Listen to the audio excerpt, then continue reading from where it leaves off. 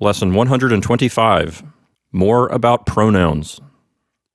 So in this lesson, we're actually going to focus in on how certain English words work so that we can better teach you about the new pronouns in Latin that you're about to learn.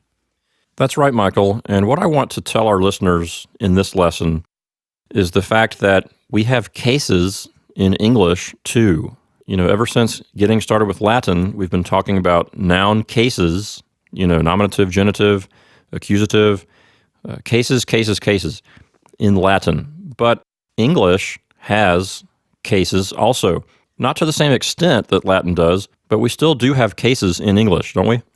Right, and it used to be the case hundreds of years ago that English had a lot more cases and used them in many, many more nouns and pronouns and things like that. But today, we only have a few vestiges of that very ancient system. Well, what happened to all the cases? Well, as we like to say in this book, it's a long story. But over time, English has become more dependent on word order, and because of that, it's not as important to mark the function of the word by changing its form. So if we want to think about pronouns in English, the way I like to talk about it is to think of them as having case. So if we think of English pronouns as having cases, we can identify two cases, nominative and accusative. And as you can see, we have some examples here. When we use he, we can use it as the subject of a sentence or as a predicate nominative, but we cannot use it as a direct object. If we want to use it as a direct object, we have to use the accusative form, which is him. Him, that's right. So he goes to the store, but I see him in the store. So he is nominative, him is accusative.